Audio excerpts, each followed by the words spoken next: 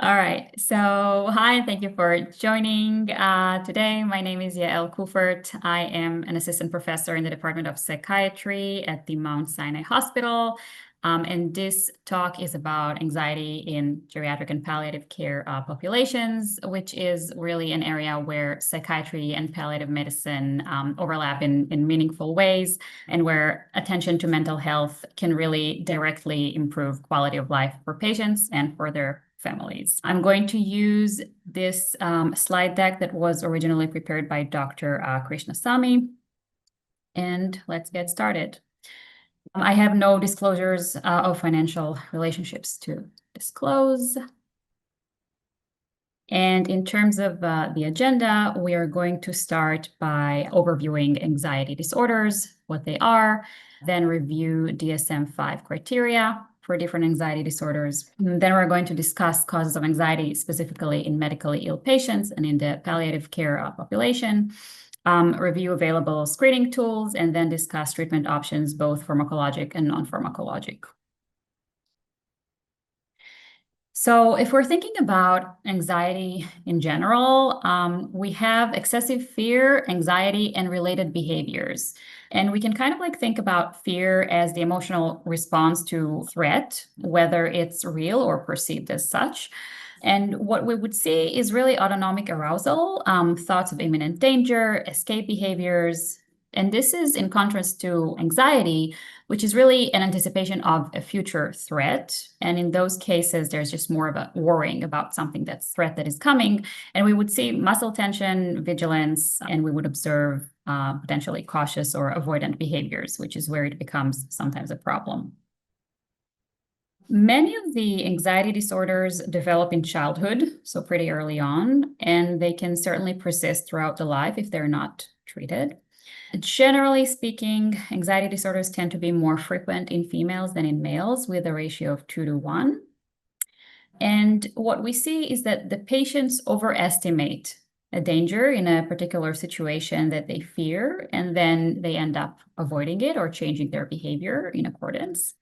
And it's really up to the clinician to determine if the fear or the anxiety that the patient is exhibiting is excessive.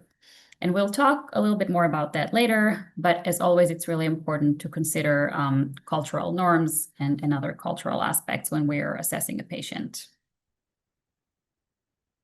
The overall 1-year prevalence rate of anxiety disorders in the general population is pretty high, it's 22%.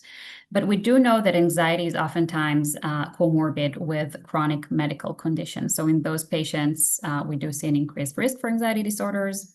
Most of the patients are really underdiagnosed when it comes to their anxiety disorders, which is why it's really important to pay attention as clinicians, because we know that in addition to the anxiety itself, it can really lead to other negative consequences, stress, suffering, and really even increased healthcare costs. Specifically, if we're looking at the geriatric population, the 12-month prevalence of anxiety disorders is 10%, with the lifetime prevalence up to 15% or so. We do know that above age 65, the prevalence of generalized anxiety disorder is actually similar between males and females. And overall, in the geriatric population, other anxiety disorders, for example, PTSD, agoraphobia, OCD, panic disorder, are less common. But as I mentioned before, there is an increased risk for other things other than just the anxiety. So it poses an increased risk for disability, increased use of health services, decreased cognitive and social functioning, and just overall poor quality of life. So if we can identify it, diagnose it, and intervene, we can really benefit our patients. Specifically in the palliative care population, many patients who are being diagnosed with a serious medical conditions have worries and fears, but that doesn't necessarily mean that they meet diagnostic criteria for an anxiety disorder. It's very common for patients who are diagnosed with a serious illness to experience fears about medical interventions and procedures that they need to undergo, their actual symptoms, the impact of the illness on their finances, on their social life, on their family life. being worried about future disability, being worried about, becoming a burden on their family members or friends, spiritual issues, grief, loss, and of course, dealing with the prospect of potentially death. The Coping with Cancer study looked at 635 patients. They did prospective evaluations, and they actually found that 8% of those patients met diagnostic criteria for anxiety disorders. It was found to be more common in women, in patients who were physically impaired, and in patients who were overall younger. The DSM-5 defines different anxiety disorders that are differentiated by the specific situations or scenarios that induce the fear, the anxiety, or the avoidance behavior, and potentially the related cognitive ideation that goes along with that anxiety. It's really important to remember that for an anxiety disorder diagnosis to be given, it has to be different from developmentally normative fear or anxiety. We know that anxiety disorders are oftentimes comorbid with one another, so we can see more than one diagnosis in the same patient. And basically, like any other DSM diagnosis, the anxiety, the worry, or the physical symptoms that are related to the anxiety or worry have to cause clinically significant distress or impairment in any of the patient's life domains. So it can be difficulties functioning in school, it can be difficulties functioning at work or in the home environment. There has to be an impairment in functioning for the patient to meet diagnostic criteria. So this is the DSM-5, and these are some of the DSM-5 anxiety disorders. So we can see generalized anxiety disorder, panic disorder, substance or medication-induced anxiety disorder, and then anxiety disorder due to another medical condition. So in panic disorder, basically we have recurrent unexpected panic attacks out of the blue. There is an abrupt surge of intense fear that the patient is experiencing. It peaks within minutes. They have to have 4 or more of these symptoms that you can see here on the list. So palpitations, sweating, shaking, shortness of breath, this kind of like sense of doom, a fear of losing control, fear of dying, all of that can happen when patients are experiencing a panic attack. There has to have been one attack that was followed by at least 1 month of being persistently concerned and worried about another attack happening or taking place or the consequences of a panic attack. And then that leads the patient to really change their behavior related to the attack. So if, for example, a panic attack happened in a specific location, then maybe avoiding that location or that situation. The anxiety or the panic in that case cannot be attributable to substances or to another medical condition or another mental disorder. That kind of like goes for any DSM diagnosis.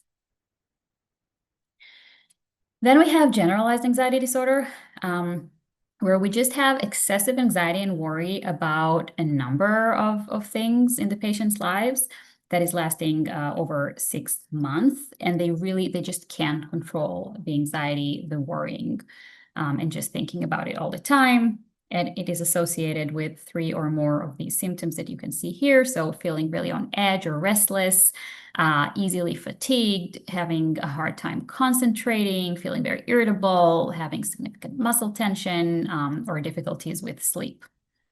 And again, not attributable to physiological effects of substance or another medical condition. Then we have the substance or medication-induced anxiety disorders, which is basically where we see anxiety or panic is the predominant part of the clinical picture.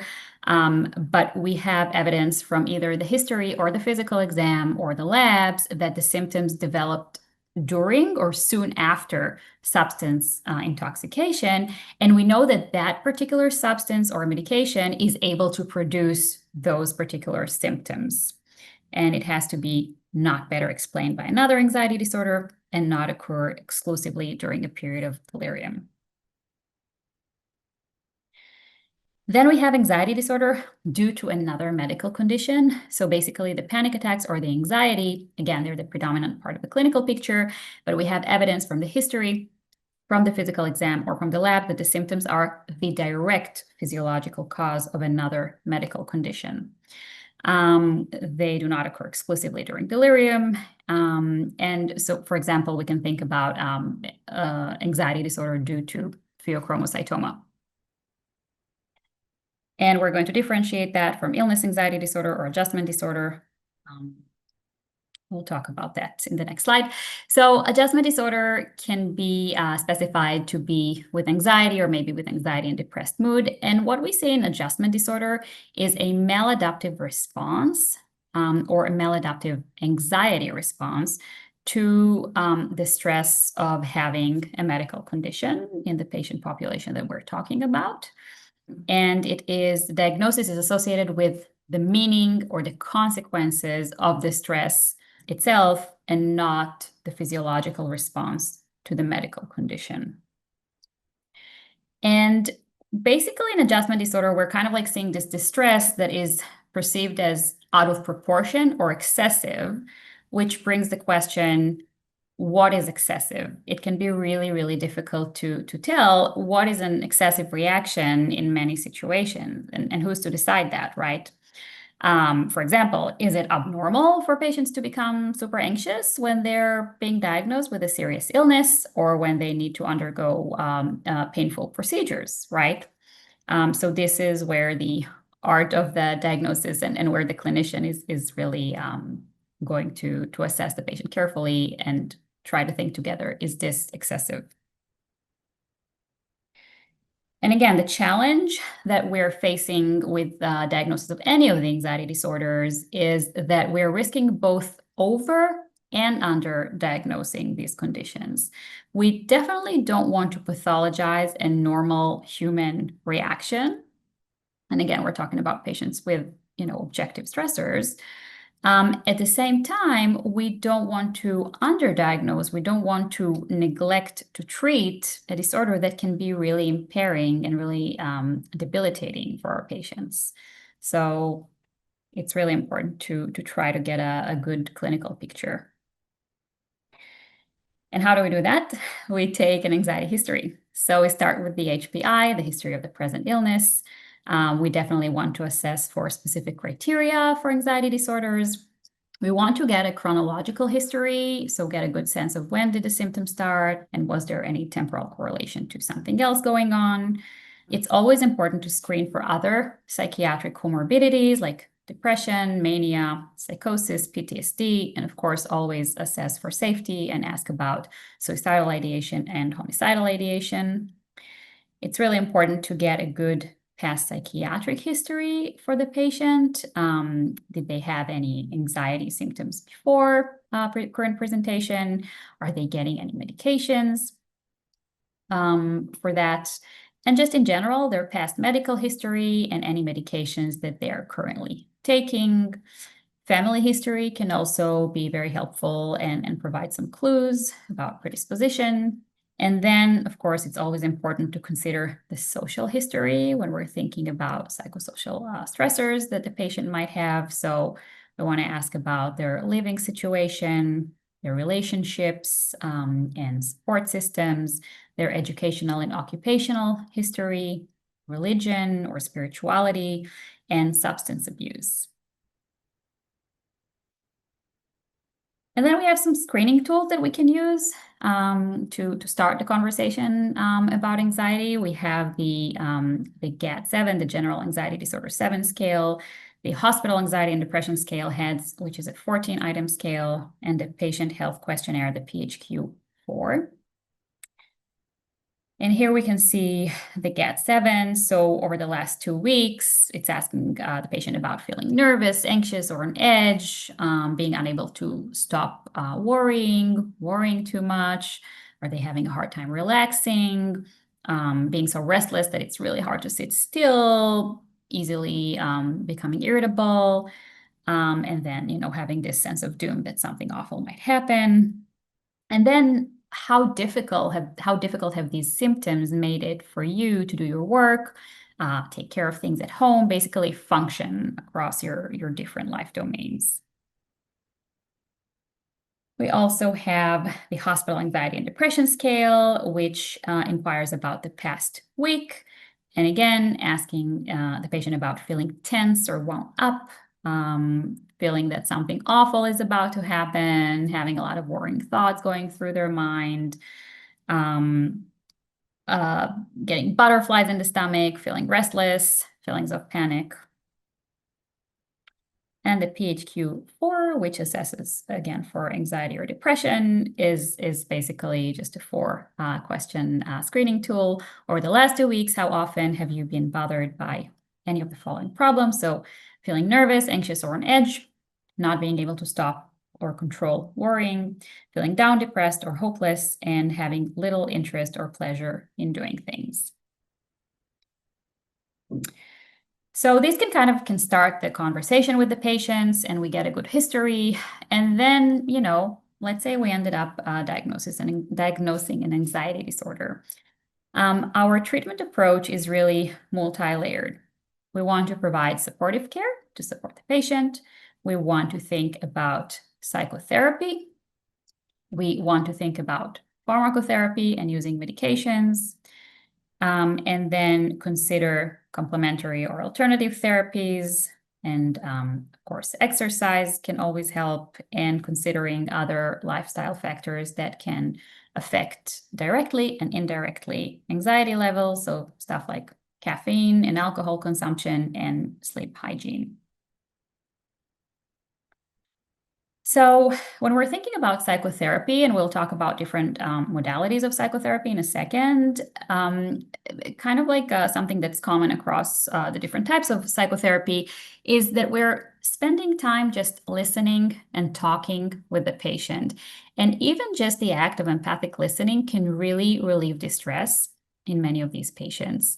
And we want our goal, regardless of whichever psychotherapy modality we're using, is to help patients understand their emotional reactions to their illness.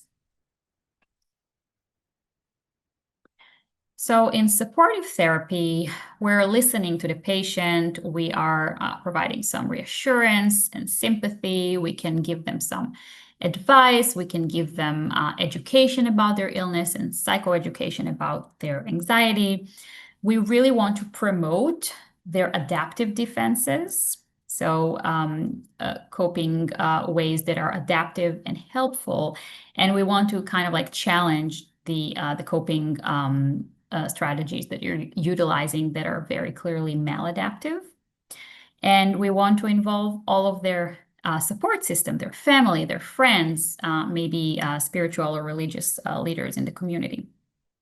We want to have open discussions about patients' fears of death. We know that not talking about it is not going to make anything better, and really help the patients find meaning and value in their lives. Then we also have CBT, cognitive behavioral therapy, where the emphasis is really about uncovering and correcting misinterpretations of things and experiences and irrational thoughts. And we want to teach the patients behavioral techniques, and we do that by implementing self-regulation techniques. So teaching patients about progressive muscle relaxation, meditation, breathing exercise, et cetera, while we're kind of like trying to challenge these misinterpretations or irrational thoughts. And then we have psychodynamic therapy, where it's really more about digging a little bit deeper, understanding their developmental history, understanding interpersonal dynamics across different domains of their lives, understanding their defense mechanisms, trying to uncover any sense of increased guilt or, again, coping strategies that are not really healthy, looking at past conflicted relationships and how these kind of like inform the present reaction or behavior, and trying to find healthier ways to cope with medical illness. It can also be a very good and helpful way to conceptualize and then help resolve conflicts with the treatment team. And then we have complementary therapies, which, are not as rigorously studied, but can be very helpful. So hypnotherapy, music therapy, relaxation training, acupuncture, mindfulness, aromatherapy, massage, and art therapy. And these can all be very helpful. But sometimes we also need to use medications. And we will talk about a bunch of different medications, but mostly about these three groups of medications: benzodiazepines, antidepressants, and antipsychotics. So benzodiazepines are great in the sense that they work. They usually work very well, and they usually work very quickly. The problem is that they're also addictive. They cause increased tolerance. They can lead to falls, and potentially could actually lead to a paradoxical reaction where the patient becomes more disinhibited and more agitated, especially in elderly patients. And they're not long-lasting, so we have to keep that in mind. These are the benzodiazepines that are most commonly used: lorazepam, clonazepam, alprazolam, oxazepam, and diazepam. And here you can see, potential starting doses for these different benzodiazepines and the different regimens that we use to give them. In terms of side effects, benzodiazepines can cause excess sedation. They can cause decreased cognitive function and cognitive difficulties. They can lead to orthostatic hypotension and to motor deficits. All of these can be kind of problematic, especially in elderly patients and in medically ill patients. We can see benzodiazepine toxicity, which includes, again, hypotension, potentially respiratory depression, and coma. We can always reverse the effects of benzodiazepines with flumazenil. And as I mentioned before, there is the potential for tolerance and addiction. So we always have to kind of weigh the risks versus the benefits. In terminal patients, it's very possible that the benefits might outweigh the risks that we just mentioned. But we also have to keep in mind, if we are starting a patient on benzodiazepines, that there could be withdrawal symptoms, for example, insomnia, agitation, somatic complaints. And then after we discontinue, we could have a case of rebound anxiety.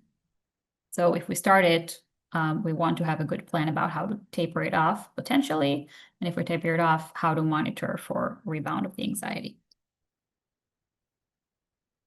We want to be very careful with benzodiazepines in general, but extra cautious with frail or elderly patients, with patients who have a history of respiratory problems, again, because of the risk of respiratory depression that we mentioned, patients with gait disturbances or falls. Again, we're kind of increasing the risk for that independently. And patients who have a history of substance use or addiction, again, because we know that these medications can cause tolerance and addiction. And patients who are taking a bunch of other medications, we always want to be very mindful of drug-drug interactions, especially with other CNS depressors. Then we have the antidepressants family. And here, unlike benzodiazepines, we're kind of trying to treat the cause or the underlying. We're basically looking at cure rather than a band-aid. The problems or the risks, potential risks with antidepressants are that they could interact with a lot of other medications. They can increase the risk for bleeding, and they can increase the risk for hyponatremia. So we are always concerned about all these things. And also, they don't work as quickly. They take a few weeks to take effect, and it's something that we have to kind of discuss with the patient and explain when we're starting those medications. So among the antidepressants, we have SSRI, selective serotonin reuptake inhibitors, which include citalopram, sertraline, paroxetine, fluoxetine, citalopram, and fluvoxamine. Then we have the SNRI, serotonin norepinephrine reuptake inhibitors, venlafaxine, desvenlafaxine, and duloxetine. And we have others, which are trazodone and mirtazapine, among others. Overall, we try to avoid these days monoamine oxidase inhibitors and tricyclic antidepressants because of their side effect profile. We try to avoid bupropion just because it can increase anxiety, and some SSRIs that we will talk about in a second, depending on their side effect profile. So SSRIs are usually well tolerated, But some common side effects include gastrointestinal side effects, sedation or drowsiness for some patients, sexual dysfunction, which is also important to discuss with patients before we're starting these medications, and potentially drug-drug interactions with other medications that they're taking. Again, the anxiolytic effect is only going to take place in a few weeks, so we have to kind of like mentally prepare the patient for that. You can see here some examples of starting doses, maximal doses, and regimen for different SSRIs. We try to avoid paroxetine because it can have anticholinergic side effects. We want to keep in mind that fluoxetine has a very long half-life and interacts with a lot of other medications. A long half-life can be great if we're worried about adherence, but it's not so great if we're worried about interactions with other medications. We try to avoid fluvoxamine.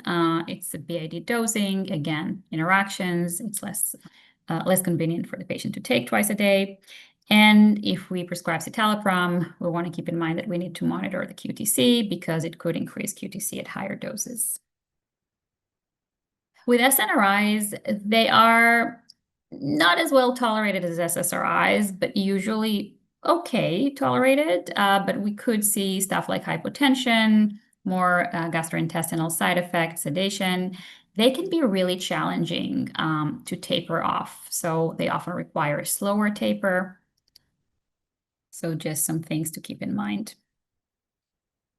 And then we have other medications that can help with anxiety. We have mirtazapine, and you can see that the dose range is between 7.5 and 45 milligrams. The side effects that mirtazapine has include appetite stimulation, leading to weight gain and sedation, but these can actually be really helpful in terminal patients where we want to increase their appetite and we want to help them sleep.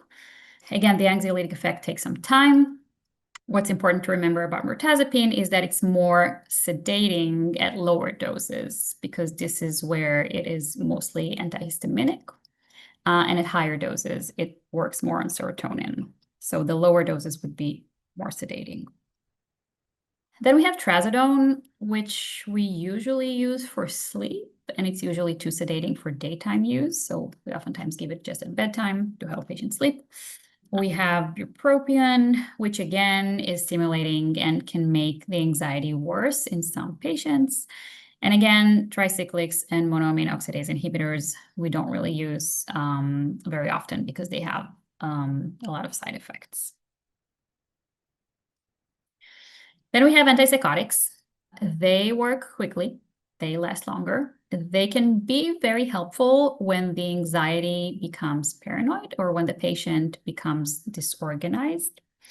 However, they are not FDA approved for anxiety. There is a black box warning that we'll go over in a second, and they do increase the risk of arrhythmia and extrapyramidal symptoms.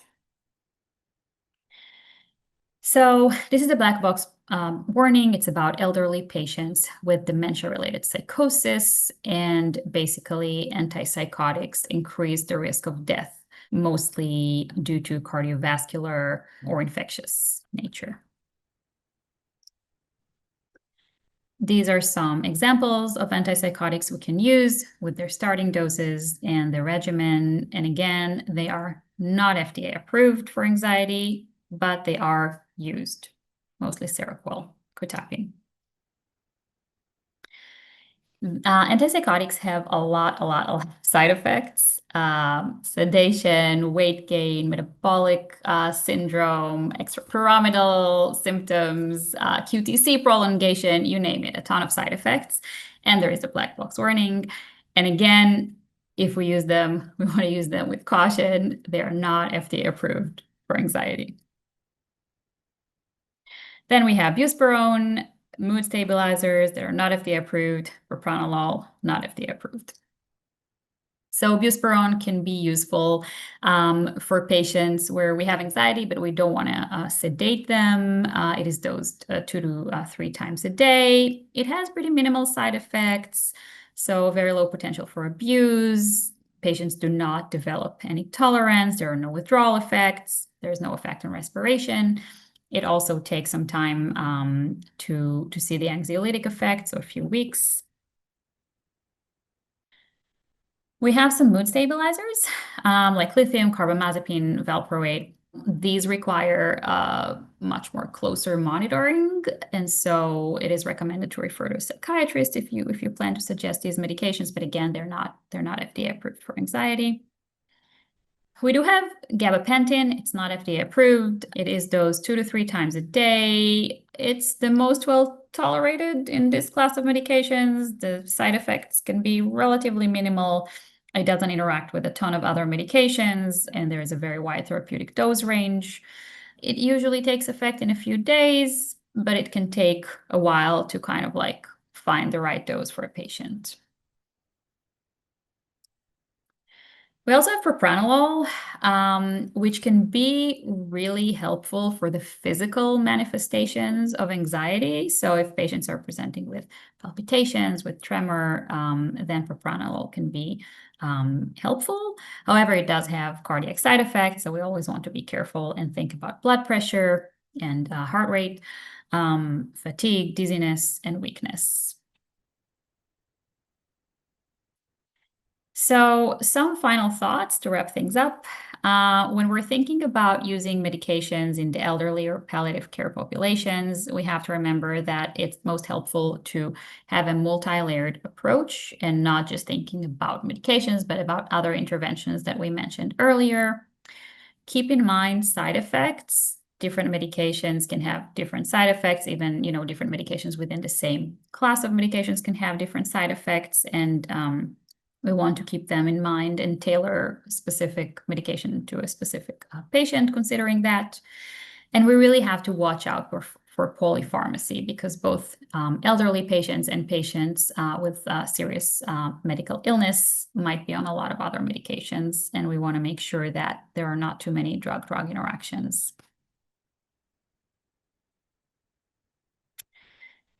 Finally, we have some multiple choice questions here.